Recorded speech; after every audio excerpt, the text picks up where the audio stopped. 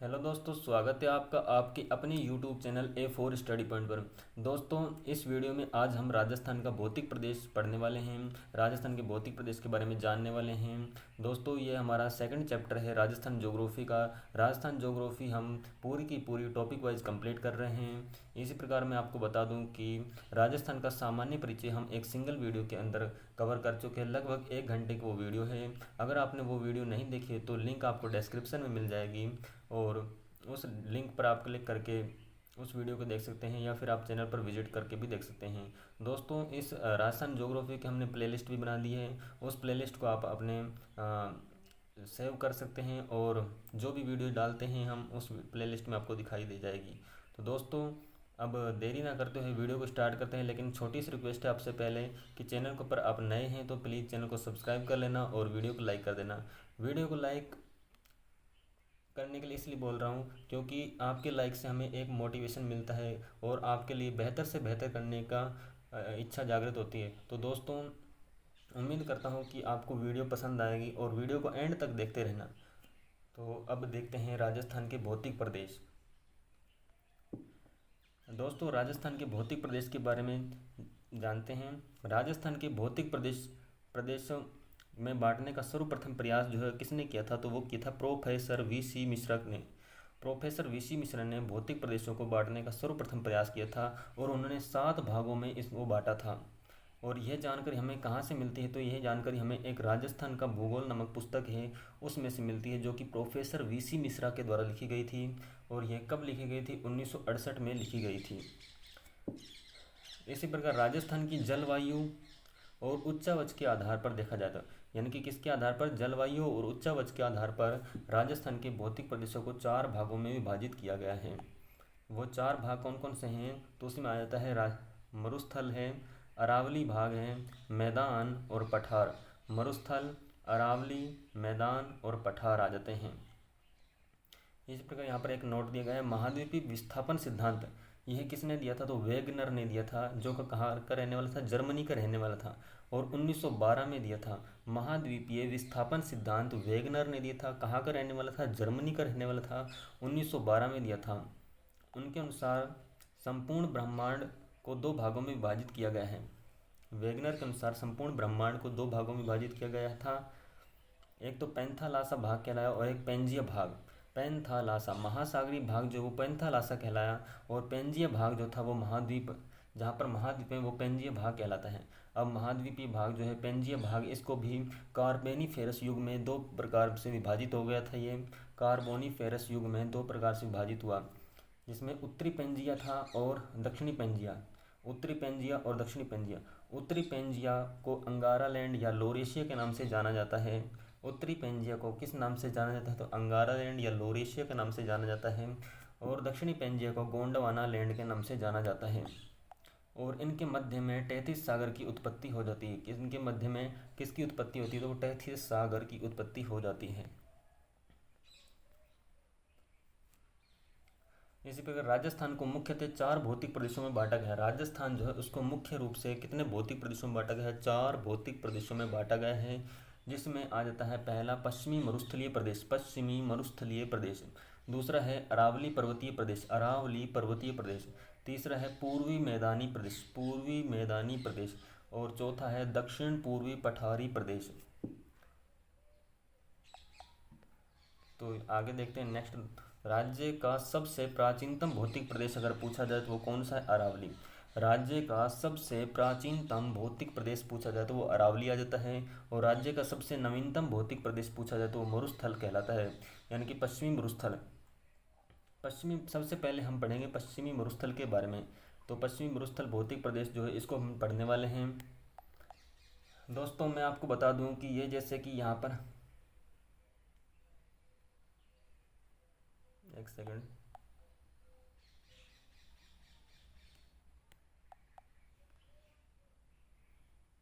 दोस्तों, जैसा कि आप राजस्थान का मानचित्र जानते ही हो, यहाँ से इस प्रकार से राजस्थान का कुछ मानचित्र है।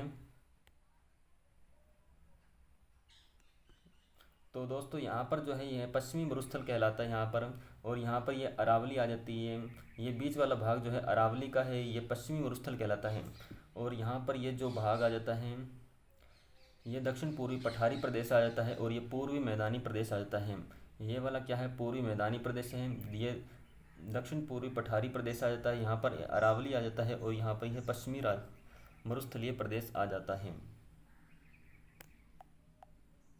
अब सबसे पहले पश्चिमी मरुस्थलीय प्रदेश की बात करते हैं। तो पश्चिमी मरुस्थलीय प्रदेश के अन्य नाम क्या हैं, तो इसको रुक्ष प्रदेश के नाम से जाना जाता है।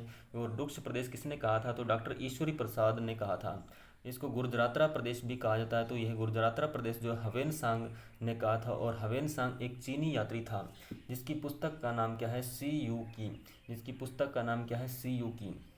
इसकी उत्पत्ति जो है पश्चिमी मरुस्थलीय प्रदेश की उत्पत्ति उत्तर प्लेस्टोसीन युग में हुई थी। उत्तर प्लेस्टोसीन युग में हुई थी। दोस्तों ये चीज़ ध्यान रखना, आपको यहाँ पर जो भी पढ़ाया जा रहा है वो बहुत ही महत्वपूर्ण है। बेफालतू की चीज़ कुछ भी नहीं पढ़ाई जाएगी। जितना पढ़ाएगा आप उतना भी अगर याद कर लेते हो तो आपके लिए सफिशिएंट होगा।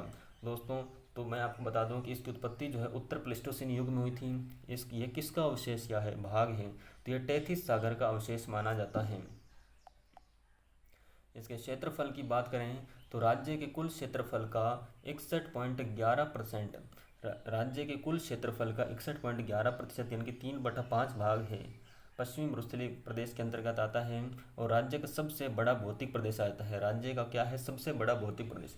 जनसंख्या की बात करें तो 40% यहाँ पर जनसंख्या निवास करती है। यहाँ पर कितने ज़िले आते हैं, मुख्य रूप से 12 ज़िले यहाँ पर राजस्थान के मरुस्थलीय प्रदेश में आते हैं। कितने ज़िला, 12 ज़िले आ जाते हैं। और यहाँ की जलवायु कैसी, शुष्क और अर्धशुष्क जलवायु पाई जाती है। यहाँ पर शुष्क और अर्धशुष्क जलवायु पाई जाती है। मिट्टी की बात करें तो रेतीली या फिर बलुई मिट्टी कह सकते हैं। यहाँ पर मिट्टी जो है रेतीली या बलुई मिट्टी यहाँ पर मिलती है देखने को। नेक्स्ट देखते हैं। अब दोस्तों बता दो कि राजस्थान का विभाजन जो है वर्षा रेखा के आधार पर 50 सेंटीमीटर औसत वर्षा के आधार पर किया गया है, जिसमें मरुस्थलीय प्रदेश जो है आ जाता है और गैर मरुस्थलीय प्रदेश आ जाता है। दोस्तों जैसे कि ये राजस्थान का मानचित्र है। ये राजस्थान का मानचित्र, यहाँ से जो है अरावली निकल रही है। तो यह यहाँ से लगभग यहाँ से जो है 50 सेंटीमीटर वर्षा रेखा निकलती है यहाँ से। तो ये जो है इसको जो है एक मरुस्थलीय भाग इधर वाला हो गया और ये गैर मरुस्थलीय भाग में विभाजित करता है। औसत 50 सेंटीमीटर वर्षा रेखा जो है इसको मरुस्थलीय प्रदेश और गैर मरुस्थलीय प्रदेश में विभाजित करती है। तो अब बात करते हैं, इस मरुस्थलीय प्रदेश को भी 2 भागों में विभाजित किया जा चुका है, जिसको 25 सेंटीमीटर औसत वर्षा के आधार पर बांटा गया है। 25 सेंटीमीटर औसत वर्षा के आधार पर बांटा गया है, जिसमें शुष्कतम मरुस्थल आ जाता है और अर्ध शुष्कतम मरुस्थल आ जाता है। कौन सा, एक शुष्कतम और एक अर्ध शुष्कतम मरुस्थल आ जाता है। जिसमें पश्चिमी मरुस्थलीय प्रदेश जो है इसको 2 भागों में बांटा गया, एक तो शुष्कतम मरुस्थल और एक अर्ध शुष्कतम मरुस्थल। अब बात करते हैं सबसे पहले शुष्कतम मरुस्थल की, यानी कि पश्चिमी मरुस्थलीय प्रदेश था। पश्चिमी मरुस्थल को 2 भागों में बांटा गया। किस आधार पर बांटा गया, 25 सेंटीमीटर औसत वर्षा के आधार पर बांटा गया है। एक शुष्कतम मरुस्थल है, एक अर्ध शुष्क मरुस्थल है। तो पहले बात करते हैं शुष्क मरुस्थल की। इसका क्षेत्रफल की बात करें तो 75,000 वर्ग किलोमीटर आ जाता है। 75,000 वर्ग किलोमीटर आ जाता है। औसत वर्षा की बात करें तो 0 से 25 सेंटीमीटर औसत वर्षा है। यानी कि अगर आपसे एक क्वेश्चन यहाँ से एक पूछा जाता है कि शुष्क मरुस्थल की पूर्वी सीमा पर कौन सी वर्षा रेखा है, तो आप बताएंगे 25 सेंटीमीटर वर्षा रेखा। और अगर पश्चिमी सीमा पर पूछी जाए तो 0 सेंटीमीटर वर्षा रेखा आ जाएगी। और इसमें 4 जिले शामिल किए जाते हैं, जैसलमेर, जोधपुर, बाड़मेर और बीकानेर। जैसलमेर, जोधपुर, बाड़मेर और बीकानेर। तो आगे नेक्स्ट देखते हैं, पूर्णतः शुष्कतम मरुस्थलीय जिला कौन सा है, तो वो जैसलमेर आता है। अगर आपसे पूछा जाता है कि पूर्णतः शुष्कतम मरुस्थलीय जिला कौन सा है, तो वो जैसलमेर आ जाता है।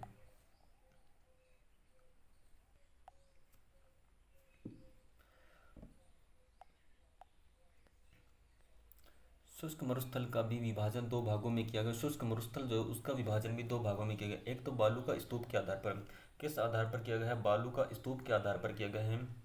एक तो बालू का स्तूप मुक्त प्रदेश है और एक बालू का स्तूप युक्त प्रदेश है। एक कौन सा है, बालू का स्तूप मुक्त प्रदेश और एक युक्त प्रदेश है। यानी कि जहाँ पर बालू का स्तूप है वो युक्त प्रदेश कहलाया और जहाँ पर बालू का स्तूप नहीं है वहाँ पर वो मुक्त प्रदेश कहलाया। इसी प्रकार देखते हैं कि पहला बालू का स्तूप मुक्त प्रदेश कौन सा है, तो बालू का मुक्त प्रदेश की बात करते हैं इसमें, तो इसमें एक आती है हम्मादा, जिसको आकलवुड फॉसिल पार्क कहा जाता है। हम्मादा, हम्मादा जो है पाया जाता है कहाँ पर, आकलवुड फॉसिल पार्क के अंदर में। लाठी सीरीज जो है सेवण घास कहलाती है, लाठी सीरीज में सेवण घास पाई जाती है। और चांदन नलकूप सीज क्षेत्र में पाया जाता है, सीज क्षेत्र मतलब सोलर एनर्जी एंटरप्राइजेज जोन। हम्मादा आकलवुड फॉसिल पार्क में लाठी सीरीज सेवण घास और चांदन नलकूप सीज सोलर एनर्जी एंटरप्राइजेज जोन। दोस्तों अगर आपकी वीडियो अच्छी लग रही हो तो प्लीज़ वीडियो को लाइक कर देना और चैनल को सब्सक्राइब कर देना, क्योंकि इसी प्रकार के टॉपिक वाइज हम पूरी ज्योग्राफी कंप्लीट करने वाले हैं। सबसे पहले देखते हैं हम्मादा को। तो हम्मादा एक क्या होता है, पथरीला या चट्टानी मरुस्थल कहलाता है। एक पथरीला या चट्टानी मरुस्थल क्या कहलाता है, हम्मादा कहलाता है। जिसका विस्तार कहाँ पर है, जैसलमेर, जोधपुर और बाड़मेर। जैसलमेर में है, जोधपुर में है और बाड़मेर में रहता है। सर्वाधिक सौर ऊर्जा की संभावना एक सीज स्थापित कहाँ पर की गई है, तो वह हम्मादा में की गई है। राज्य का सबसे बड़ा सोलर पार्क जो है कहाँ पर स्थित है, तो वो भड़ला जोधपुर में आता है। राज्य का सबसे बड़ा सोलर पार्क की बात करें तो वो कहाँ पर है, भड़ला जोधपुर के अंदर। राज्य का दूसरा सबसे बड़ा सोलर पार्क की बात करें तो नोख जैसलमेर में है। राज्य का दूसरा सबसे बड़ा सोलर पार्क नोख जैसलमेर में स्थित है। और विश्व शक्ति ग्रह वर्ल्ड पावर हाउस पश्चिमी मरुस्थली प्रदेश में आ जाता है। विश्व शक्ति ग्रह कहाँ पर, वर्ल्ड पावर हाउस जो है वो पश्चिमी मरुस्थली प्रदेश में आ जाता है। नेक्स्ट बात करते हैं लाठी सीरीज। लाठी सीरीज क्या है, तो यह पोखरण से लेकर मोहनगढ़ के मध्य भूगर्भीय जल पट्टी। दोस्तों यह प्रश्न कई बार पूछा जा चुका है कि पोखरण से लेकर मोहनगढ़ के मध्य भूगर्भीय जल पट्टी क्या कहलाती है, तो लाठी सीरीज के नाम से जानी जाती है। कहाँ पर स्थित है, तो जैसलमेर में आती है। कहाँ पर स्थित है, जैसलमेर के अंदर स्थित है। और चांदन नलकूप, यहीं पर ही चांदन नलकूप पाया जाता है, जिसको थार का घड़ा कहा जाता है। दोस्तों यह प्रश्न भी बार बार पूछा जाता है कि थार का घड़ा किसे कहते हैं, तो चांदन नलकूप को थार का घड़ा कहते हैं। यहाँ पर एक घास पाई जाती है लाठी सीरीज के अंदर, जिसका नाम है सेवण घास, और यह सबसे प्रोटीन युक्त घास होती है। सेवण घास जो है प्रोटीन युक्त घास होती है, और यह कहाँ पर पाई जाती है, लाठी सीरीज के अंदर पाई जाती है। नेक्स्ट बात करते हैं आकलवुड फॉसिल पार्क की। आकलवुड फॉसिल पार्क जो है यह भी कहाँ पर पाया जाता है, जैसलमेर में पाया था, आकल गांव में, जैसलमेर के आकल गांव में पाया जाता है। और यहाँ पर प्राचीनतम लकड़ी के जीवाश्म अवशेष मिले हैं, प्राचीनतम लकड़ी के जीवाश्म अवशेष मिले हैं। और नेक्स्ट बात करते हैं ये बालू का स्तूप युक्त प्रदेश की। बालू का स्तूप युक्त प्रदेश जो अभी वर्तमान में हमने पढ़ा है वो बालू का स्तूप मुक्त प्रदेश पढ़ा है, और वर्तमान में पढ़ रहे हैं जो बालू का स्तूप युक्त प्रदेश पढ़ रहे हैं। बालू का स्तूप युक्त प्रदेश की बात करें तो यहाँ पर बरखान, ये कुछ बालू का स्तूप युक्त जो है प्रदेश में पाए जाने वाले बालू के स्तूप जो है उनके प्रकार देख रहे हैं। बरखान, वायु भंवर के कारण निर्मित अर्धचंद्राकार बालू के स्तूप जो हैं वो बरखान कहलाते हैं। वायु भंवर के कारण निर्मित अर्धचंद्राकार बालू का स्तूप बरखान कहलाते हैं। और ये कहाँ के प्रसिद्ध हैं, भालेरी गांव चूरू के प्रसिद्ध हैं। ये कहाँ पर प्रसिद्ध पाए जाते हैं, तो भालेरी गांव चूरू में। सर्वाधिक ये शेखावाटी क्षेत्र में पाए जाते हैं। सर्वाधिक कहाँ पर पाए जाते हैं, शेखावाटी क्षेत्र में पाए जाते हैं। और इसकी विशेषता की बात करें तो यह सर्वाधिक नुकसानदायी बालू का स्तूप होते हैं, सर्वाधिक नुकसानदायी बालू का स्तूप होते हैं। नेक्स्ट दूसरा देखते हैं अनुदैर्ध्य बालू का स्तूप की बात करते हैं। अनुदैर्ध्य बालू के स्तूप की बात करें तो अनुदैर्ध्य बालू के स्तूप का अन्य नाम क्या है, तो अन्य नाम आ जाता है रेखीय बालू का स्तूप भी कहते हैं, और पवनानुवर्ती बालू का स्तूप भी इसे कहा जाता है। क्या अन्य नाम है, रेखीय बालू का स्तूप या पवनानुवर्ती बालू का स्तूप। पवन की दिशा के समानांतर बनने वाला बालू का स्तूप, यह पवन की दिशा के समानांतर बनने वाला बालू का स्तूप आ जाता है। पवन की गति धीमी या मंद हो सकती है, पवन की गति जो है धीमी यहाँ पर मंद हो सकती है, उससे बनता है। और सर्वाधिक ये जैसलमेर और बाड़मेर के अंदर पाए जाते हैं। सर्वाधिक कहाँ पर पाए जाते हैं, जैसलमेर या बाड़मेर के अंदर पाए जाते हैं। नेक्स्ट देखते दोस्तों अनुप्रस्थ बालू का स्तूप। अनुप्रस्थ बालू का स्तूप जो है वो पवन की दिशा के समकोण पर बनने वाला बालू का स्तूप है। पवन की दिशा के समकोण पर बनने वाला बालू का स्तूप क्या कहलाता है, अनुप्रस्थ बालू का स्तूप कहलाता है। पवन की गति जो है या उसमें अवरोध या रुकावट या बाधा आ जाने से अनुप्रस्थ बालू के स्तूप का निर्माण होता है। और सर्वाधिक यह कहाँ पर पाए जाते हैं, जोधपुर, जालोर, पुंगल, बीकानेर में पाए जाते हैं। जोधपुर, जालोर और पुंगल, बीकानेर के अंदर पाए जाते हैं। इसी प्रकार नेक्स्ट चौथा प्रकार देखते हैं बालू के स्तूप का, जिसको पैराबोलिक बालू का स्तूप कहा जाता है। पैराबोलिक बालू का स्तूप कहा जाता है। और यह बड़ी झाड़ियों के सहारे निर्मित बालू का स्तूप, बड़ी झाड़ियों के सहारे निर्मित बालू का स्तूप हैं। इनका आकार जो है महिलाओं के हेयर पिन के समान होता है। दोस्तों ये बार बार कई एग्जाम में प्रश्न पूछा जा चुका है कि महिलाओं के हेयर पिन के समान कौन सा बालू का स्तूप होता है, तो पैराबोलिक बालू का स्तूप होता है। इसका विस्तार की बात करें तो यह संपूर्ण मरुस्थलीय क्षेत्र में पाया जाता है। यहाँ पर एक नोट बताया गया है कि सीप व तारा बालू का स्तूप जो है में शामिल नहीं है। सीप और तारा जो है बालू का स्तूप में शामिल नहीं किए जाते हैं। यहाँ पर तारा बालू का स्तूप की बात करते हैं तो इनका आकार तारे के समान होता है। तारा बालू के स्तूप का जो है आकार किसका समान होता है, तारे के समान होता है। इसका विस्तार जो मोहनगढ़, पोखरण और सूरतगढ़ आ जाता है। मोहनगढ़, पोखरण और सूरतगढ़ तक आ जाता है। दोस्तों अगर आपको वीडियो में दिया गया कंटेंट अच्छा लग रहा है, पसंद आ रहा है, तो प्लीज़ वीडियो को लाइक कर देना, चैनल को सब्सक्राइब कर लेना। दोस्तों अगर आप इसकी पीडीएफ चाहते हो तो डिस्क्रिप्शन में आपको पीडीएफ की लिंक भी मिल जाएगी, तो उस पर आप क्लिक करके इस वीडियो को परचेज कर सकते हैं। दोस्तों आप टेलीग्राम की लिंक आपको डिस्क्रिप्शन में मिल जाएगी, टेलीग्राम को ज्वाइन कर सकते हैं। तो दोस्तों नोट देखते हैं, सभी प्रकार के बालू का स्तूप जोधपुर में आते हैं और सभी प्रकार के बालू का स्तूप तो जोधपुर में ही पाए ही जाते हैं। बात करते हैं नेक्स्ट बालू का स्तूप की, तो अर्घ या इर्ग क्या होता है। वनस्पति रहित क्षेत्र जो है अर्घ या इर्ग कहलाता है। वनस्पति रहित क्षेत्र जो है वो अर्घ या इर्ग कहलाता है। रेतीला मरुस्थल जो होता है उसको अर्घ या इर्ग कहते हैं। सर्वाधिक विस्तार इसका सम क्षेत्र जैसलमेर में प्रसिद्ध है। सम क्षेत्र जैसलमेर में आ जाता है और सम क्षेत्र धोरों के लिए प्रसिद्ध है। सम क्षेत्र जैसलमेर जो किन के लिए प्रसिद्ध है, धोरों के लिए प्रसिद्ध है। नोट रेग की बात करें तो मिश्रित मरुस्थल आ जाता है। मिश्रित मरुस्थल है, पथरीला प्लस रेतीला कहलाता है। पथरीला प्लस रेतीला मरुस्थल जो है रेग कहलाता है। नेक्स्ट बात करते हैं धरियन। धरियन जो होते हैं भ्रमणशील बालू का स्तूप होते हैं। धरियन क्या होते हैं, तो भ्रमणशील बालू का स्तूप धरियन कहलाते हैं और इनका विस्तार जो है वो जैसलमेर में पाया जाता है। कारवा या गासी की बात करते हैं। कारवा या गासी, दो बालू का स्तूप के मध्य ऊंट गुजरने का मार्ग जो है वो कारवा या गासी कहलाता है। दो बालू का स्तूप के मध्य ऊंट गुजरने का मार्ग जो होता है वो कारवा या गासी कहलाता है। इसका विस्तार की बात करें तो मरुस्थलीय क्षेत्र जैसलमेर और बीकानेर में पाए जाते हैं। इसका विस्तार मरुस्थलीय क्षेत्र में जैसलमेर और बीकानेर में पाए जाते हैं। बात करते हैं अब अर्ध शुष्क मरुस्थल की। दोस्तों हमने दो भागों में 25 सेंटीमीटर वर्षा रेखा के आधार पर दो भागों में बांटा था और इसमें से एक शुष्कतम मरुस्थल था और एक अर्ध शुष्कतम मरुस्थल था। अब नेक्स्ट बात कर रहे हैं हम अर्ध शुष्कतम मरुस्थल की। इसका क्षेत्रफल देखा जाए तो आ जाता है 1,00,000 वर्ग किलोमीटर में आ जाता है। 1,00,000 वर्ग किलोमीटर में औसत वर्षा की बात करें तो यहाँ 25 से 50 सेंटीमीटर वर्षा रेखा पाई जाती है। अगर आपसे दोस्तों ये प्रश्न पूछा जाता है कि अर्ध शुष्क मरुस्थल की जो है पूर्वी सीमा पर कौन सी वर्षा रेखा पाई जाती है, तो 50 सेंटीमीटर वर्षा रेखा आप बताएंगे और पश्चिमी सीमा पर पूछे तो 25 सेंटीमीटर वर्षा रेखा बताएंगे आप। अर्धशुष्क मरुस्थल को चार भागों में बांटा गया है। एक घग्गर बेसिन में, शेखावाटी बेसिन, नागौरी उच्च भूमि और गोडवाड़ प्रदेश के अंदर। किस किस में बांटा गया है, तो वह एक घग्गर बेसिन के अंदर बांटा गया है, शेखावाटी बेसिन, नागौरी उच्च भूमि और गोडवाड़ प्रदेश के अंदर। सबसे पहले बात करते हैं घग्गर बेसिन की, जिसका विस्तार जो है वो हनुमानगढ़ और श्रीगंगानगर में ज़िले में आ जाता है। घग्गर बेसिन का विस्तार हनुमानगढ़ और श्रीगंगानगर ज़िले में है। इसका प्राचीन नाम क्या है, तो योध्य प्रदेश कहा जाता है इसको। इसका घग्गर बेसिन का प्राचीन नाम जो है योध्य प्रदेश कहलाता है। यहाँ पर नाली जो है वो हनुमानगढ़ जिले में घग्गर का बहाव क्षेत्र नाली कहलाता है। हनुमानगढ़ जिले में घग्गर का बहाव क्षेत्र जो है वो नाली कहलाता है। और पाट किसको कहते हैं, तो हनुमानगढ़ में घग्गर द्वारा निर्मित मैदान जो है वो पाट कहलाता है। घग्गर नदी द्वारा निर्मित मैदान जो है वो क्या कहलाता है, पाट कहलाता है। और घग्गर का बहाव क्षेत्र क्या कहलाता है, नाली कहलाता है।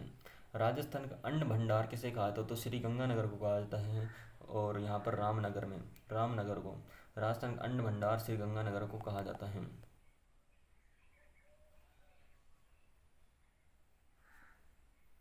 शेखावाटी बेसिन की बात करते हैं तो इसका विस्तार जो है सीकर, चूरू और झुंझुनू में पाया जाता है। शेखावाटी बेसिन का विस्तार जो है सीकर, चूरू और झुंझुनू में पाया जाता है।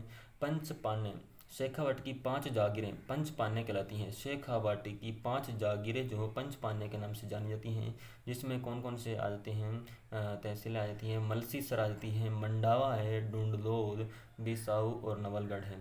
मलसीसर है, मंडावा, डुंडलोद, बिसाऊ और नवलगढ़ आ जाती हैं। बीड़ क्या है? तो शेखावाटी में घास के मैदान जो कि पशु चारागाहों के लिए होते हैं वो बीड़ कहलाते हैं। शेखावाटी में घास के मैदान जो कि पशु चारागाहों के लिए होते हैं वो क्या करते हैं? बीड़ कहलाते हैं। बात करते हैं तोरावाटी की। तो कांतली नदी का बहाव क्षेत्र जो है वो तोरावाटी कहलाता है। कांतली नदी का बहाव क्षेत्र तोरावाटी कहलाता है। जोहोड़ या नाडा जो है वो क्या कहलाता है?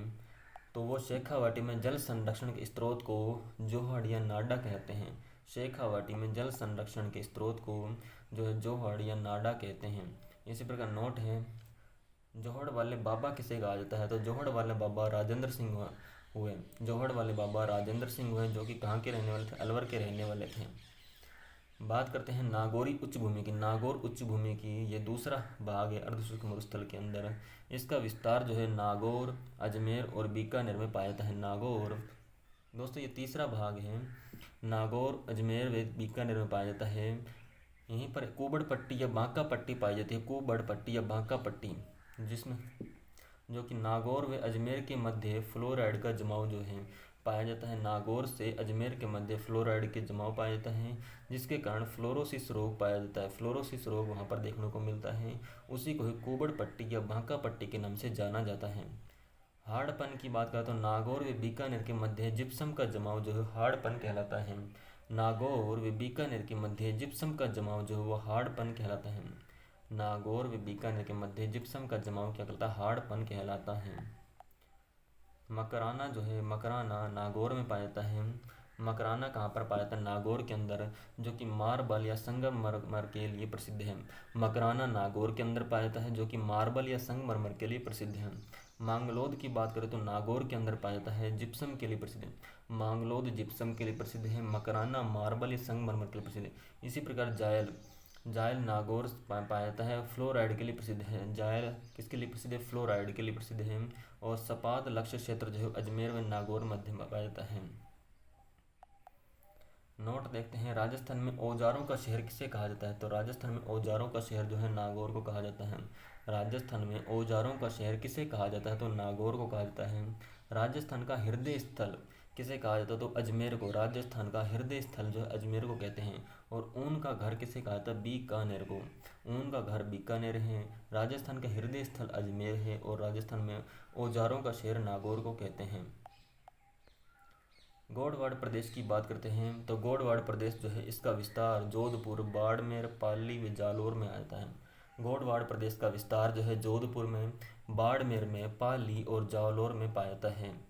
वर्तमान इसका नाम क्या सा है? लूणी बेसिन के नाम से भी जानते हैं। गौड़वाड़ प्रदेश को वर्तमान में लूणी बेसिन के नाम से भी जानते हैं। रोही मैदान, रोही मैदान जो है लूणी नदी और अरावली के मध्य उपजाऊ क्षेत्र जो है वो रोही मैदान के नाम से जाना जाता है। लूणी नदी व अरावली के मध्य उपजाऊ क्षेत्र जो है वो रोही के मैदान के नाम से जाना जाता है।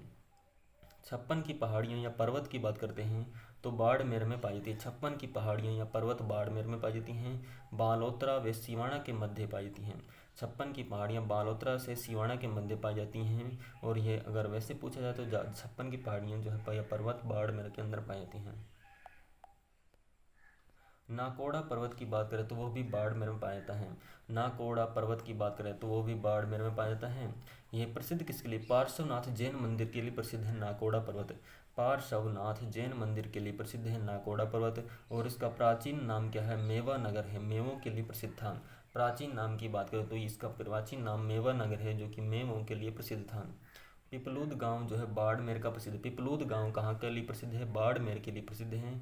पश्चिमी राजस्थान की सर्वाधिक वर्षा होती है। पश्चिमी राजस्थान की सर्वाधिक वर्षा कहाँ पर? पिपलूद गांव बाड़मेर में होती है। और इसको मारवाड़ का लघु माउंट भी कहा जाता है। दोस्तों मारवाड़ का लघु माउंट किसे कहा था? पिपलूद गांव बाड़मेर को कहा जाता है। दोस्तों अगर आपको वीडियो अच्छी लग रही हो तो प्लीज़ चैनल को सब्सक्राइब कर देना और वीडियो को लाइक कर देना। और कमेंट बॉक्स में ज़रूर बताना कि आपको वीडियो कैसी लगी है और इसमें वीडियो में क्या कमी आपको देखने को मिली वो भी कमी भी बताना, जिससे अगली वीडियो में हम उसको सुधार करें। तो दोस्तों उम्मीद करता हूँ कि आपको ये सारी चीज़ें नॉलेज जो आपको दे रहे हैं भौतिक प्रदेश आपको अच्छी तरह से समझ आ रहे होंगे। तो नेक्स्ट बात करते हैं अब तिलवाड़ा बाड़मेर की। तिलवाड़ा बाड़मेर में पाया जाता है और यहाँ पर राव मल्लीनाथ पशु मेला भी लगता है। राव मल्लीनाथ पशु मेला जो कहाँ पर लगता है तो वो तिलवाड़ा बाड़मेर के अंदर लगता है और ये राज्य का सबसे प्राचीन पशु मेला होता है। दोस्तों ये प्रश्न पूछा जाता है कि राज्य का सबसे प्राचीन पशु मेला कौन सा है। मल्लीनाथ पशु मेला जाता है और यह कहाँ पर लगता है, तिलवाड़ा बाड़मेर के अंदर लगता है। दोस्तों आप इसे अच्छी तरह से याद कर लीजिएगा। जसवंतपुरा की पहाड़ियाँ कहाँ पर स्थित हैं, जालौर के अंदर। जसवंतपुरा की पहाड़ियाँ जो हैं वो कहाँ पर स्थित हैं, जालौर के अंदर हैं और इसकी सर्वोच्च चोटी कौन सी है, डोरा पर्वत आ जाता है जिसकी ऊंचाई 869 मीटर आती है। सर्वोच्च चोटी जसवंतपुरा की पहाड़ियाँ जालौर के अंदर हैं, इसकी सर्वोच्च चोटी डोरा पर्वत है और इसकी ऊंचाई जो है 869 मीटर है। यह पश्चिमी राजस्थान की सर्वोच्च चोटी है। पश्चिमी राजस्थान की सर्वोच्च चोटी पूछी जाए तो डोरा पर्वत है। कहाँ पर है, जसवंतपुरा की पहाड़ियों में स्थित है और जसवंतपुरा की पहाड़ियाँ किस जिले में पड़ती हैं, जालौर जिले में पड़ती हैं। ग्रेनाइट सिटी के नाम से किसे जाना जाता है, तो ग्रेनाइट सिटी के नाम से जो है जालौर को जाना जाता है। ग्रेनाइट सिटी के नाम से जालौर को जाना जाता है। सांचौर का बेसिन, सांचौर बेसिन जो है जालौर में पाया जाता है और इसी को राजस्थान का पंजाब भी कहते हैं। राजस्थान का पंजाब सांचौर बेसिन को कहते हैं। नीला शहर जो है जोधपुर को कहते हैं। नीला शहर किसको कहते हैं, जोधपुर को कहते हैं। नीला शहर जो है जोधपुर को कहा जाता है। कुछ इंपॉर्टेंट फैक्ट देख लेते हैं। पीवणा क्या है, तो पीवणा पश्चिमी राजस्थान में जहरीला सर्प जो है वो पीवणा कहलाता है। पीवणा पश्चिमी राजस्थान में जहरीला सर्प जो है पीवणा कहलाता है। खड़ीन की बात करें तो जैसलमेर पालीवाल ब्राह्मणों के द्वारा निर्मित जो है खड़ीन कहलाती है। पालीवाल ब्राह्मणों द्वारा निर्मित जो पानी भरने के लिए जो बनाए जाते थे उनको खड़ीन कहते हैं, जो कि जैसलमेर में पाई जाती हैं। प्लाया झीलें जो है अस्थायी झीलें कहलाती हैं। प्लाया झीलें अस्थायी झीलें कहलाती हैं। वर्षा से निर्मित झील जो है वो प्लाया झील कहलाती है और ये सर्वाधिक कहाँ पर देखने को मिलती है, जैसलमेर के अंदर देखने को मिलती हैं। लघु मरुस्थल की बात करें तो बीकानेर से कच्छ का भाग जो है लघु मरुस्थल कहलाता है। लघु मरुस्थल बीकानेर से कच्छ का भाग जो है लघु मरुस्थल कहलाता है। रन या टाट की बात करें तो स्थायी झीलों को रन या टाट कहा जाता है। यह सर्वाधिक कहाँ पर देखने को मिलती है, नागौर के अंदर देखने को मिलती हैं। पनिहार रन चूरू में पाई जाती है। पनिहार रन जो है चूरू में पाई जाती है और बाप रन की बात करें तो जोधपुर में। बाप रन जोधपुर में पाती है और बाप बोल्डर की बात करें तो वो भी जोधपुर के अंदर पाई जाती है। बाप बोल्डर कहाँ पर है, जोधपुर के अंदर। पश्चिमी मरुस्थली की महत्वपूर्ण तथ्य विशेषताओं की बात करते हैं। पश्चिमी मरुस्थली की महत्वपूर्ण तथ्य और कुछ विशेषताएं हैं। सर्वाधिक सौर ऊर्जा की संभावना कहाँ पर देखने को मिलती है, तो पश्चिमी मरुस्थली प्रदेश में देखने को मिलती है सर्वाधिक सौर ऊर्जा की संभावना है। अरावली का वृष्टि छाया प्रदेश किसे कहा जाता है, तो मरुस्थल को कहा जाता है। अरावली का वृष्टि छाया प्रदेश जो है वो किसे कहा जाता है, मरुस्थल को कहा जाता है। और सर्वाधिक दैनिक तापांतर वाला भौतिक प्रदेश है कौन सा है, तो पश्चिमी मरुस्थली प्रदेश। सर्वाधिक दैनिक तापांतर वाला भौतिक प्रदेश पश्चिमी मरुस्थल है। विश्व में सर्वाधिक जैव विविधता वाला भौतिक प्रदेश कौन सा है, तो वो पश्चिमी मरुस्थल है। विश्व में सर्वाधिक जैव विविधता वाला भौतिक प्रदेश है पश्चिमी मरुस्थल आ जाता है।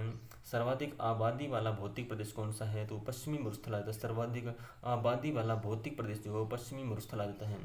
अवसादी चट्टानों की अधिकता पाई जाती है कहाँ पर, पश्चिमी मरुस्थल में अवसादी चट्टानों की अधिकता पाई जाती है। कौन सी चट्टानें मिलती हैं, तो अवसादी चट्टानें। जैसलमेर का प्राचीन नाम क्या है, तो मांड या वल्लभ कहा जाता है। जैसलमेर का प्राचीन नाम मांड या वल्लभ आ जाता है। अब दूसरा भौतिक प्रदेश पढ़ते हैं जिसको अरावली पर्वतीय प्रदेश के नाम से जाना जाता है। अरावली पर्वतीय प्रदेश के नाम से जाना जाता है। इसका अन्य नाम पूछा जाए तो ऊंट की गर्दन भी कहा था किसने, अबुल फजल ने। ऊंट की गर्दन किसने कहा था, अबुल फजल ने कहा था। सुरक्षा दीवार किसने कहा था, तो कर्नल जेम्स टोड ने। कर्नल जेम्स टोड ने अरावली पर्वतीय प्रदेश को सुरक्षा दीवार कहा। अबुल फजल ने ऊंट की गर्दन कहा है। अरावली का पिता किसे कहा था, अरब सागर को। अरावली का पिता जो है वो किसे कहा जाता है, अरब सागर को कहा जाता है। और इसकी उत्पत्ति जो है प्री कैम्ब्रियन युग में हुई थी। प्री कैम्ब्रियन युग में हुई थी। ये किसका अवशेष है, ये गोंडवाना लैंड का अवशेष है। दोस्तों ये याद रखना है कि ये किसका अवशेष है, तो गोंडवाना लैंड का अवशेष माना जाता है। अरावली पर्वतीय प्रदेश की तुलना जो है वो अपलेशियन पर्वतमाला यूएसए से की गई है। अपलेशियन पर्वतमाला यूएसए से की गई है। विशेषता की बात करें इसकी तो विश्व की सबसे प्राचीनतम अवशिष्ट और वलित पर्वतमाला है। विश्व की सबसे प्राचीनतम है, अवशिष्ट है और वलित पर्वतमाला है। इसका विस्तार कहाँ पर है, तो पालनपुर गुजरात से लेकर रायसीना हिल्स के रूप में नई दिल्ली तक फैली हुई है। यह पालनपुर गुजरात से स्टार्ट होती है, रायसीना हिल्स के रूप में नई दिल्ली तक फैली हुई है। इसकी कुल लंबाई की बात करें तो 692 किलोमीटर आ जाती है। कुल लंबाई 692 किलोमीटर है। अरावली की दिशा जो है वो दक्षिण पश्चिम से उत्तर पूर्व की ओर आती है। अरावली की दिशा जो है वो दक्षिण पश्चिम से उत्तर पूर्व की ओर आ जाती है। अरावली की दिशा जो है दक्षिण पश्चिम से उत्तर पूर्व की ओर आ जाती है। इसका क्षेत्रफल देखा जाए तो 9.3%। अरावली का क्षेत्रफल कितना है तो 9.3%। यहाँ पर जनसंख्या कितनी निवास करती है 10%। 10% जनसंख्या यहाँ पर निवास करती है। इसका राजस्थान में विस्तार पूछा जाए तो सिरोही से लेकर खेतड़ी तक आ जाती है, खेतड़ी झुंझुनू तक। सिरोही से खेतड़ी झुंझुनू तक है इसका विस्तार। इसकी लंबाई की बात करें राजस्थान के अंदर तो 550 किलोमीटर आ जाती है। टोटल लंबाई, कुल लंबाई की बात करें तो 692 किलोमीटर है। और अगर राजस्थान के अंदर इसकी लंबाई पूछे तो 550 किलोमीटर आ जाती है। इसमें मुख्य रूप से कितने ज़िले आते हैं, 7 ज़िले आते हैं अरावली के अंतर्गत।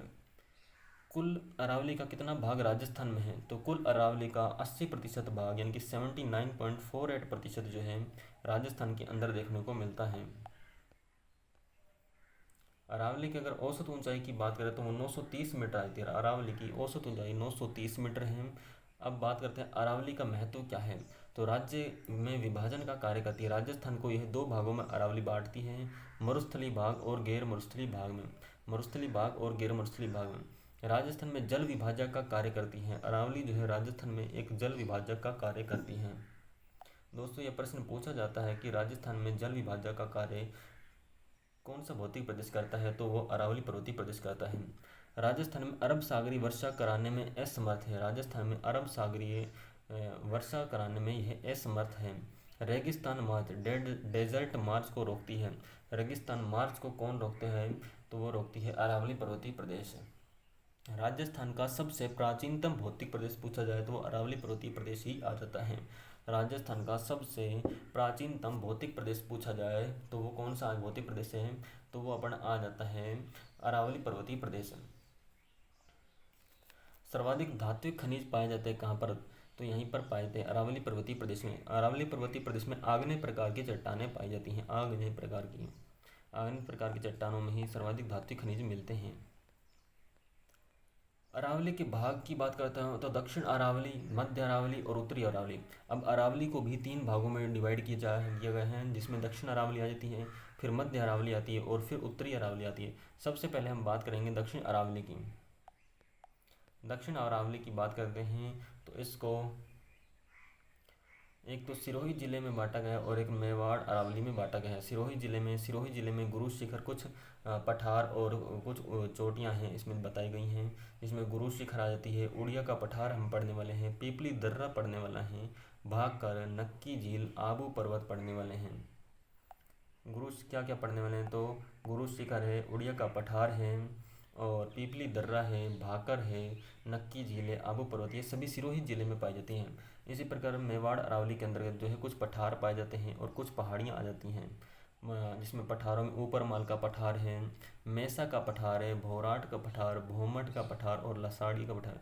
ऊपर माल का पठार है, मेसा का पठार है, भोराट का पठार, भोमट का पठार, लसाड़िया का पठार। इसी प्रकार पहाड़ियों की बात करें जिसमें रागा और जरगा की पहाड़ियाँ हैं, देशहरों की पहाड़ियाँ, गिरवा की पहाड़ियाँ हैं, कुकरा की पहाड़ियाँ और बिछा मेड़ा की पहाड़ियाँ आ जाती हैं।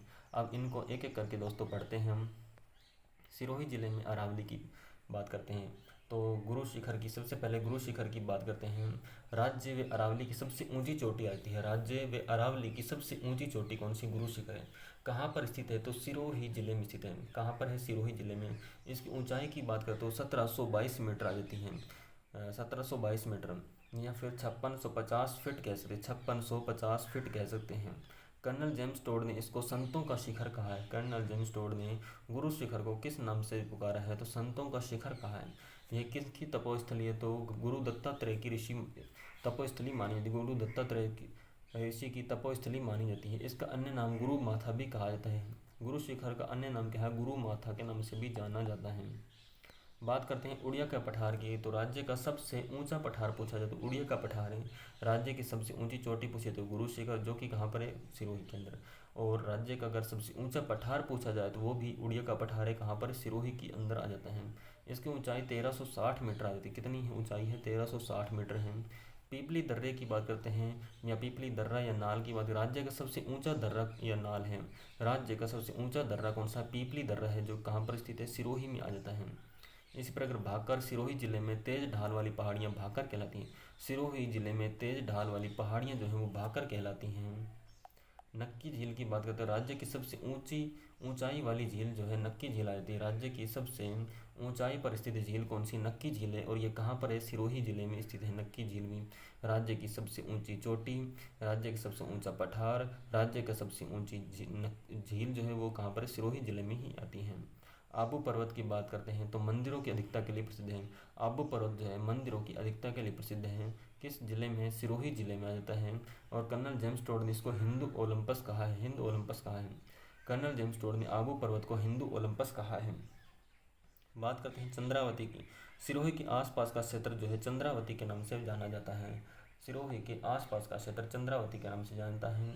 राजस्थान का शिमला किसे कहा था? माउंट आबू सिरोही को कहा जाता है। राजस्थान का शिमला माउंट आबू सिरोही को कहा जाता है। अब बात करते हैं मेवाड़ अरावली की। मेवाड़ अरावली में ऊपर माल का पठार, कुछ पठारों के बारे में देखते हैं। सबसे पहले ऊपर माल का पठार भैंसोरगढ़ व बिजोलिया के मध्य पहाड़ी भाग जो है वो ऊपर माल का पठार कहलाता है। भैंसोरगढ़ से लेकर बिजोलिया के मध्य पहाड़ी भाग जो है ऊपर माल का पठार कहलाता है। और कहाँ? चित्तौड़गढ़ से भीलवाड़ा जिले में पाया जाता है। ये प्रसिद्ध आंदोलन यहाँ पर एक स्टार्ट किया था, बिजोली किसान आंदोलन चला था। ऊपर माल पठार के या चित्तौड़गढ़ और भीलवाड़ा में बिजोली किसान आंदोलन चला था, जो कि 1897 से 1941 तक चला था। मैसा का पठार जो है कहाँ पर स्थित है? चित्तौड़गढ़ जिले में आ जाता है। मैसा का पठार जो है वो चित्तौड़गढ़ जिले में आ जाता है। मैसा का पठार चित्तौड़गढ़ जिले में। और इसका आकार जो है टोपी नुमा है। यहाँ पर एक पहाड़ी पाई है, चित्रकूट पहाड़ी। चित्तौड़ किला अवस्थित है, जिस पर चित्तौड़ किला अवस्थित है। चित्तौड़गढ़ का किला जो है किस पहाड़ी पर स्थित? चित्रकूट पहाड़ी पर। और अगर पठार पर पूछा जाए तो मैसा का पठार आ जाता है। इसी प्रकार भोराट का पठार है, जो कि गोगुंदा और कुंभलगढ़ के मध्य पहाड़ी भाग जो है भोराट का पठार कहलाता है। गोगुंदा से लेकर कुंभलगढ़ के मध्य पहाड़ी भाग जो है भोराट का पठार कहलाता है। उदयपुर व राजसमंद के मध्य पाया जाता है। उदयपुर और राजसमंद के बीच में। भोमट का पठार, इसका विस्तार जो है सिरोही, उदयपुर, डूंगरपुर, बांसवाड़ा में पाया जाता है। भोमट का पठार सिरोही, उदयपुर, डूंगरपुर, बांसवाड़ा में। प्रसिद्ध आंदोलन यहाँ पर चला था एक ही आंदोलन, जिसको मोतीलाल तेजावत ने चलाया था। प्रसिद्ध आंदोलन की बात करते तो एक ही आंदोलन जो कि मोतीलाल तेजावत ने चलाया था। बात करते हैं लसाड़िया के पठार की, तो राज्य के सबसे उबड़ खाबड़ वाला पठार जो है लसाड़ी का पठार कहता है। राज्य का सबसे उबड़ खाबड़ पठार जो है लसाड़ी का पठार है। इसका विस्तार जो है उदयपुर में स्थित है, जयसमंद झील में। उदयपुर के जयसमंद झील में, उदयपुर में स्थित है। और लसाड़ी के पठार के आसपास ही जयसमंद झील पाई थी, पास में। देशहरों का पठार रागा व जरगा के मध्य हरा भरा क्षेत्र जो है वो देशहरों कहलाता है। रागा और जरगा के मध्य जो है वो हरा भरा क्षेत्र जो है वो देशहरों कहलाता है। और इसका विस्तार जो है उदयपुर जिले में देखने को मिलता है। गिरवा की बात करते हैं तो गिरवा जो है वो उदयपुर शहर के चारों ओर तस्तरी नुमा पहाड़ियाँ पाई जाती हैं, उनको गिरवा कहते हैं। उदयपुर शहर के चारों ओर तस्तरी नुमा पहाड़ियों को गिरवा के नाम से जाना जाता है। कोकरा की पहाड़ियाँ राजसमंद में स्थित है। कोकरा की पहाड़ियाँ कहाँ पर? राजसमंद में स्थित हैं। बिच्छा मेड़ा की पहाड़ी उदयपुर आयड़ नदी का उद्गम स्थल होता है। बिच्छा मेड़ा की पहाड़ी उदयपुर जिले में पाई जाती हैं। और बिच्छा मेड़ा की पहाड़ियों से आयड़ नदी का उद्गम होता है। सफ़ेद शहर के नाम से उदयपुर को जाना जाता है, क्योंकि यहाँ पर झीलों की नगरी भी उदयपुर को ही कहते हैं। और पहाड़ियों की नगरी किसको कहते हैं? डूंगरपुर को। सफ़ेद शहर उदयपुर को कहते हैं, झीलों की नगरी उदयपुर को कहते हैं, पहाड़ों की नगरी डूंगरपुर को कहा जाता है। नेक्स्ट बात करते हैं मध्य अरावली की। तो मध्य अरावली का विस्तार जो है अजमेर में स्थित है, अजमेर में पाई जाती है। सर्वोच्च चोटी इसकी टोडगढ़ या मोरारजी है आती है। गोराम जी भी कह सकते हैं। टोडगढ़, मोरारजी और गोराम जी कह सकते हैं। इसकी ऊंचाई 933 मीटर आ जाती है। दूसरी सर्वोच्च चोटी इसकी कौन सी है? तो वो तारागढ़ आ जाती है। दूसरी सर्वोच्च चोटी जो है वो तारागढ़ है। 873 मीटर इसकी ऊंचाई आ जाती है। पहाड़ी की बात करें तो बिठली पहाड़ी यहाँ पर पाई जाती है। और बिठली पहाड़ी पर कौन सा किला है? तारागढ़ किला है, अजमेर वाला। ठीक है, पहाड़ी कौन सी यहाँ पर? बिठली पहाड़ी है, तारागढ़ किला यहाँ पर अजमेर जिले का। दर्रे या नाल कौन कौन से हैं? सुर्रा घाट दर्रा है और शिवपुरी घाट पाया जाता है। सुर्रा घाट और शिवपुरी घाट दर्रे पाए जाते हैं। नाग पहाड़ियाँ अजमेर शहर के चारों ओर सर्पिलाकार पहाड़ियाँ जो हैं वो नाग पहाड़ियों के नाम से जाना जाता है। अजमेर जिले के चारों ओर सर्पिलाकार पहाड़ियाँ जो उनको नाग पहाड़ियों के नाम से जाना जाता है।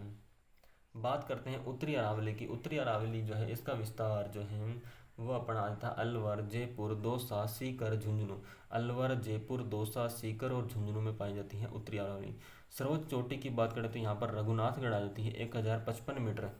जो कि किस जिले में, सीकर जिले में आ जाती है।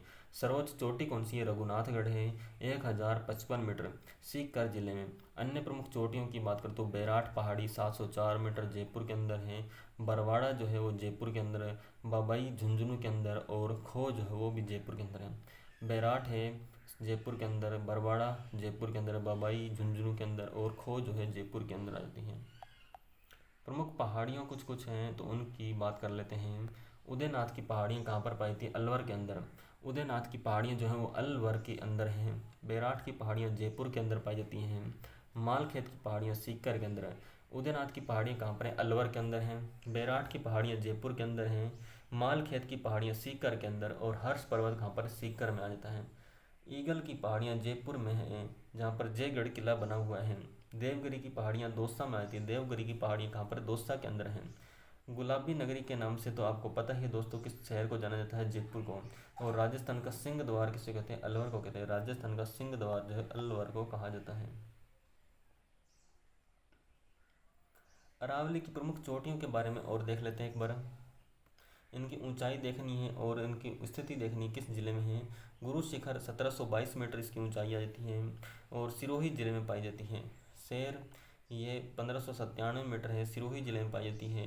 देलवाड़ा जो है सिरोही में, जरगा उदयपुर में, अचलगढ़ सिरोही में, आबू जो है सिरोही में पाई जाती है। कुंभलगढ़ राजसमंद के अंदर, रघुनाथगढ़ सीकर, ऋषिकेश सिरोही के अंदर, कमलनाथ उदयपुर में, गोराम या टोडगढ़ की अजमेर में, और तारागढ़ जो है अजमेर में पाई जाती है। कौन कौन सी हैं, गुरु शिखर सिरोही में, शेर सिरोही में, देलवाड़ा सिरोही, जरगा उदयपुर में, अचलगढ़ सिरोही में, आबू सिरोही में, कुंभलगढ़ राजसमंद के अंदर, रघुनाथगढ़ सीकर, ऋषिकेश सिरोही, कमलनाथ उदयपुर, गोराम या टोडगढ़ अजमेर, और तारागढ़ अजमेर में पाई जाती हैं। नेक्स्ट देखते हैं अरावली के प्रमुख दर्रे या नाल। दोस्तों अगर वीडियो आपको अच्छी लग रही हो तो प्लीज़ चैनल को सब्सक्राइब कर देना, और कमेंट बॉक्स में ज़रूर बताना कि आपको वीडियो कैसी लगी है। और अभी तक ना आपने राजस्थान का सामान्य परिचय नहीं पढ़ा है तो आप उस वीडियो की लिंक डिस्क्रिप्शन में मिल जाएगी, उस लिंक पर क्लिक करके आप उस वीडियो को देख सकते हैं, या फिर आप हमारे चैनल पर भी विजिट कर सकते हैं। अरावली के प्रमुख दर्रे या नाल की बात करते हैं तो सिरोही जिले में कौन कौन से पाए जाते हैं, पीपली दर्रा है और बोरांग दर्रा आ जाता है। पीपली दर्रा और बोरांग दर्रा है। पाली जिले में बात करें तो देसूरी की नाल है, सोमेश्वर की नाल और बरदर्रा। देसूरी की नाल, सोमेश्वर की नाल और बरदर्रा है। उदयपुर के अंदर देबारी की नाल, फुलवारी की नाल, हाथी दर्रा और केवड़ा की नाल है। देबारी की नाल है, फुलवारी की नाल है, हाथी दर्रा है, केवड़ा की नाल है। राजसमंद के अंदर जो है गोराम घाट, कामली घाट है, जीरावल की नाल है। गोराम घाट, कामली घाट और जीरावल की नाल है। अजमेर के अंदर जो है सुर्रा घाट है, शिवपुरी घाट है। सुर्रा घाट और शिवपुरी घाट आ जाता है।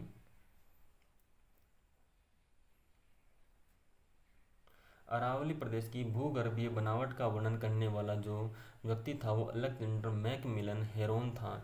अरावली प्रदेश की भूगर्भीय बनावट का वर्णन करने वाला जो व्यक्ति था अलेक्जेंडर मैकमिलन हेरोन था। 1923 में उसने इसका वर्णन किया था।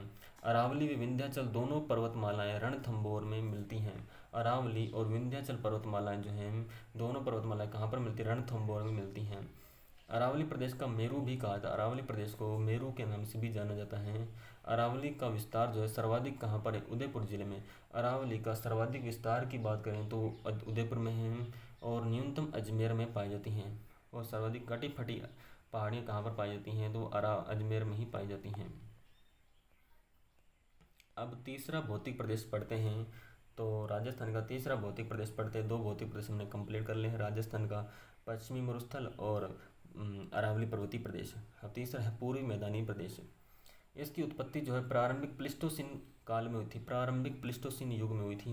ये टेथिस सागर का अवशेष माना जाता है। किसका अवशेष माना जाता है, टेथिस सागर का अवशेष माना जाता है। इसका निर्माण जो है नदियों से निर्मित हुआ है। निर्माण जो है नदियों से निर्मित है। इसका क्षेत्रफल 23.3%, 23.3% आ जाता है। यहाँ पर जनसंख्या 39% निवास करती है। कितनी जनसंख्या निवास करती है, तो 39% जनसंख्या निवास करती है। यहाँ पर मुख्य जिलों की बात करें तो 10 जिले आते हैं। मुख्य जिले 10 जिले हैं। मिट्टी की बात करते हैं, यहाँ पर जलोढ़ मिट्टी पाई जाती है। यहाँ पर कैसी मिट्टी पाई जाती है, जलोढ़ मिट्टी पाई जाती है। ऊंचाई की बात करते हैं 200 से लेकर 500 मीटर इसकी औसत ऊंचाई पाई जाती है। मैदानी प्रदेश को उपभाग 4 उपभागों में बांटा गया है, जिसमें चंबल बेसिन है, माही बेसिन, बनास बेसिन और बाणगंगा बेसिन। चंबल बेसिन है, माही बेसिन है, बनास बेसिन और बाणगंगा बेसिन। चंबल बेसिन में बीहड़ पाए जाते हैं। छप्पन बेसिन कहाँ पर है? माही बेसिन के अंदर आता है। और माल खैराड़ का प्रदेश जो है वो भी बनास बेसिन के अंदर आता है। एक एक करके इन सभी को देखते हैं। सबसे पहले बात करते हैं चंबल बेसिन की। चंबल बेसिन का विस्तार चित्तौड़गढ़, कोटा, बूंदी, सवाई माधोपुर, करौली और धौलपुर में है। कौन कौन से जिलों में है? चित्तौड़गढ़ में, कोटा में, बूंदी में, सवाई माधोपुर में, करौली में और धौलपुर में है। बीहड़ की बात करते हैं। चंबल नदी द्वारा निर्मित अवनाली का पर्दन से कंदरा युक्त भूमि जो है वो बीहड़ कहलाती है। चंबल नदी द्वारा निर्मित अवनाली का पर्दन से कंदरा युक्त भूमि जो है वो क्या कहलाती है? बीहड़ कहलाती है। स्थानीय नाम इसका खादर भी कहते हैं। इसको स्थानीय भाषा में खादर या नवीन जलोढ़ बात करते हैं। नवीन जलोढ़ मिट्टी जो है उसको खादर के नाम से जाना जाता है। क्षेत्रफल की बात करें तो 2800 वर्ग किलोमीटर में बीहड़ पाए जाते हैं। सर्वाधिक इनका विस्तार धौलपुर जिले में, सर्वाधिक जो है धौलपुर में है। और पहाड़ी भाग जो है डांग कहलाता है। इनका पहाड़ी भाग जो डांग कहलाता है। डांग की रानी किसे कहा जाता है? तो करौली को। डांग की रानी जो है करौली को कहा जाता है। कंदरा विकास कार्यक्रम। बीहड़ क्षेत्र में कंदरा विकास कार्यक्रम चलाया जा रहा है।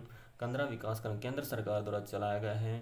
और कब चलाया गया? 1989 के अंदर चलाया गया था कंदरा विकास कार्यक्रम।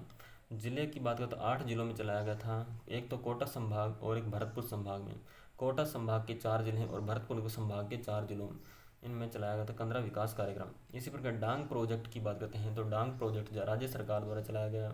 कब? 2004 में चलाया गया था। और इसमें भी 8 जिले आते हैं, कोटा संभाग और भरतपुर के संभाग के। कोटा संभाग के 4 जिले और भरतपुर संभाग के 4 जिले शामिल किए जाते हैं डांग प्रोजेक्ट के अंदर। ध्यान रखना है कब चलाया गया था? 2004 में। और कंदरा विकास क्रम 1989 में चलाया गया था। नोट है कि डाकों की शरण स्थली किसे कहा जाता है? तो डाकों की शरण स्थली बीहड़ को कहते हैं। डाकों की शरण स्थली बीहड़ को कहा जाता है। माही बेसिन की बात करते हैं। दूसरा है माही बेसिन। माही बेसिन का विस्तार जो है अपना बांसवाड़ा, डूंगरपुर, प्रतापगढ़ में पाया जाता है। बांसवाड़ा, डूंगरपुर, प्रतापगढ़ में। यह कहाँ पर? यहाँ पर एक मैदान पाया जाता है, छप्पन का मैदान, जिसका विस्तार बांसवाड़ा और प्रतापगढ़ में आता है। छप्पन का मैदान का विस्तार बांसवाड़ा और प्रतापगढ़ में है। छप्पन बेसिन की बात करते हैं। छप्पन का बेसिन जो है बांसवाड़ा में पाया जाता है। छप्पन का बेसिन बांसवाड़ा में पाया जाता है। कांठल का मैदान जो है वो प्रतापगढ़ में, कांठल प्रतापगढ़ में पाया जाता है। और वागड़ जो है वो डूंगरपुर और बांसवाड़ा का आता है। दोस्तों इस डायग्राम को आपको पूरा एक प्रकार से याद कर लेना है। यहाँ से कोई एक न एक प्रश्न जरूर हर एग्जाम में देखने को मिलता है। यानी कि इसका विस्तार बांसवाड़ा, डूंगरपुर, प्रतापगढ़ में है। मैदान यहाँ पर छप्पन का मैदान पाया जाता है, एक तो जिसका विस्तार बांसवाड़ा और प्रतापगढ़, ये मोस्ट इंपॉर्टेंट है। कई एग्जाम के देखने को मिलता है। छप्पन का मैदान कहाँ पर है? तो बांसवाड़ा और प्रतापगढ़ में है। छप्पन बेसिन की बात करें तो वो बांसवाड़ा में, छप्पन का बेसिन केवल बांसवाड़ा में है। और कांठाल का मैदान जो है प्रतापगढ़ में पाया जाता है। इस प्रकार वागड़ या मेवल जो बात करें तो डूंगरपुर, बांसवाड़ा में पाया जाता है। बात करते हैं बनास बेसिन की। तो पिडमांड का मैदान बनास नदी द्वारा देवगढ़, राजसमंद में निर्मित मैदान है। पिडमांड, बनास बेसिन में पिडमांड का मैदान पाया जाता है, जो कि बनास नदी द्वारा देवगढ़ या राजसमंद में निर्मित है। मैदान मेवाड़ का मैदान जो है उदयपुर, चित्तौड़गढ़, भीलवाड़ा और राजसमंद में, उदयपुर, चित्तौड़गढ़, भीलवाड़ा और राजसमंद में पाया जाता है। यह प्रसिद्ध किसके लिए है? मक्के के लिए प्रसिद्ध है। मक्के के लिए प्रसिद्ध है। इसमें किस्में कौन कौन सी बोई थी? माही धवल और माही कंचन मक्के की किस्में हैं जो कि बोई जाती हैं। यहाँ पर माही धवल और माही कंचन मेवाड़ मैदान में बोईती हैं। बात करते हैं खेराड़ या माल खेराड़ पठार की। खेराड़ या माल खेराड़ का पठार जहाजपुर, भीलवाड़ा से लेकर मालपुरा के मध्य पहाड़ी भाग जो है वो खेराड़ या माल खेराड़ का पठार कहलाता है। जहाजपुर, भीलवाड़ा से लेकर मालपुरा जो कि टोंक में पड़ता है के मध्य पहाड़ी भाग जो खेराड़ या माल खेराड़ का पठार कहलाता है। मैदानी प्रदेश की विशेषताओं की बात करते हैं कुछ, तो सर्वाधिक उपजाऊ या भौतिक प्रदेश कहलाता है। सर्वाधिक उपजाऊ या भौतिक प्रदेश है। यहाँ पर इसको खाद्यान्न का कटोरा भी कहा जाता है। सर्वाधिक जनसंख्या घनत्व वाला भाग है। सर्वाधिक जनसंख्या घनत्व वाला भौतिक प्रदेश पूछा जाए तो कौन सा है? तो अपना में पूर्वी मैदानी प्रदेश आ जाता है। हम चौथा भौतिक प्रदेश पढ़ते हैं, दक्षिण पूर्वी पठारी प्रदेश। दक्षिण पूर्वी पठारी प्रदेश के बारे में पढ़ते हैं। तो इसकी उत्पत्ति की बात करें तो क्रेटेशियस युग में हुई थी। इसकी उत्पत्ति की बात करते हैं क्रेटेशियस युग में हुई थी। ये अवशेष किसका है? तो गोंडवाना लैंड का। यह अवशेष किसका है? गोंडवाना लैंड का आ जाता है अवशेष। क्षेत्रफल की बात करें तो इसका क्षेत्रफल जो है 29% आ जाता है, 6.29% आ जाता है। जनसंख्या की बात करते हैं, यहाँ पर 11% जनसंख्या निवास करती है। इसके अंदर जो है मुख्य रूप से 4 जिले आते हैं हड़ौती क्षेत्र के अंदर, जिसमें कोटा, बूंदी, बारा और झालावाड़। कोटा है, बूंदी है, बारा है, झालावाड़ है।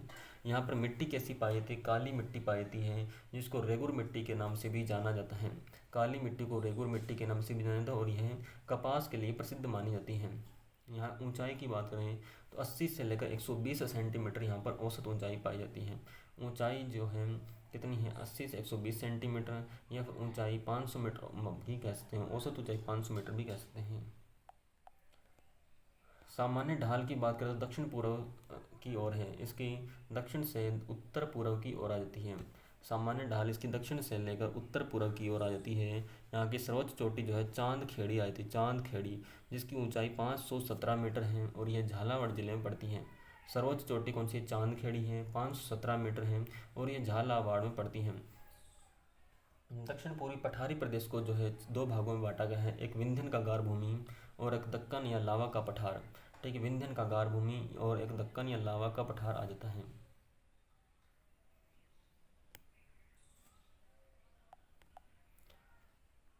विंध्यन का गार भूमि जो है यह विंध्याचल पर्वत का भाग माना गया है। विंध्यन का गार भूमि जो है ये विंध्याचल पर्वत का भाग माना गया है।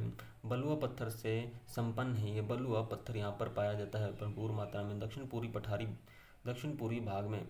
और इसका दक्कन लावा पठार का अन्य नाम जो है मालवा का पठार, लावा का पठार या हाड़ौती का पठार के नाम से भी जाना जाता है। मालवा का पठार, लावा का पठार और हाड़ौती पठार के नाम से भी जाना जाता है इसको। नेक्स्ट देखते हैं महान सीमा great boundary fault. Great boundary fault Aravali व विंध्याचल पर्वतमाला का मिलन स्थल जो है वो महान सीमा भ्रंश कहलाता है, ग्रेट बाउंड्री फॉल्ट कहलाता है।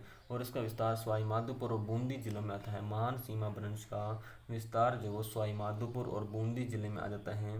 बूंदी की पहाड़ियों की बात करते हैं तो इनका आकार अर्धचंद्राकार है। बूंदी की पहाड़ियों का आकार कैसा है? अर्धचंद्राकार है। इसका विस्तार जो है बूंदी जिले में आता है। विस्तार किस जिले में? तो बूंदी जिले में है। सर्वोच्च चोटी की बात करें तो संतूर आ जाती है, इसकी सर्वोच्च चोटी संतूर है। कितनी ऊंचाई? 353 मीटर और बूंदी जिले में पड़ती है। आडावल का पठार जो है बूंदी जिले में पड़ता है। आडावाला का पठार कहाँ पर? बूंदी जिले में पड़ता है। बूंदी जिले के दर्रे या नाल की बात करते हैं, बूंदी जिले के दर्रे या नाल की बात करते हैं। लाखेरी दर्रा है, जैतवास या रामगढ़ का दर्रा है। बूंदी जिले के दर्रे या नाल हैं लाखेरी दर्रा और जैतवास और रामगढ़ का दर्रा है। गांधार उच्च भूमि की बात करते हैं तो इसका विस्तार झालावाड़ में। गांधार उच्च भूमि का विस्तार कहाँ पर है? झालावाड़ में है। और यहाँ पर एक किला पाया जाता है, गागरोन का किला या झालावाड़ का किला। कुंडला की पहाड़ियाँ हैं, कुंडला की पहाड़ियाँ कोटा शहर के चारों ओर कुंड आकार की पहाड़ियाँ जो है कुंडला की पहाड़ी कहलाती हैं। कोटा शहर के चारों ओर कुंड के आकार की पहाड़ियाँ कुंडला की पहाड़ी कहलाती हैं। इंद्रप्रस्थ नगर जो है कोटा को कहते हैं, इंद्रप्रस्थ नगर कोटा को कहते हैं। और राजस्थान का कानपुर भी किसको कहते हैं? कोटा को कहते हैं। राजस्थान का कानपुर कोटा को कहते हैं। इंद्रप्रस्थ नगर भी कोटा को कहते हैं। राजस्थान का नागपुर जो है झालावाड़ को कहते हैं। राजस्थान का नागपुर जो झालावाड़ को कहते हैं। राजस्थान में सर्वाधिक वर्षा की बात करें तो किस जिले में होती है? तो वो होती है झालावाड़ जिले में ही होती है। राजस्थान में सर्वाधिक वर्षा जो है झालावाड़ जिले में ही होती है। तो दोस्तों यहीं पर राजस्थान के भौतिक प्रदेश कंप्लीट होते हैं। दोस्तों उम्मीद करता हूँ कि आपको यह वीडियो बहुत पसंद आई होगी। और वीडियो में दिया कंटेंट अच्छा लगा है और आपको कुछ इससे नॉलेज मिली है तो प्लीज़ चैनल को सब्सक्राइब कर देना, वीडियो को लाइक कर देना और कमेंट बॉक्स में ज़रूर बताना कि आपको वीडियो कैसी लगी है। तो दोस्तों अब आगे मिलते हैं, राजस्थान की नदियों को पढ़ेंगे नेक्स्ट टॉपिक के ग्रुप में। अगर दोस्तों आपने राजस्थान का सामान्य परिचय नहीं पढ़ा है तो वीडियो की लिंक जो है डिस्क्रिप्शन में मिल जाएगी, तो उस लिंक पर आप क्लिक करके उस वीडियो को ज़रूर देख लेना। तो अब नेक्स्ट मिलते हैं अगली वीडियो में। थैंक यू दोस्तों।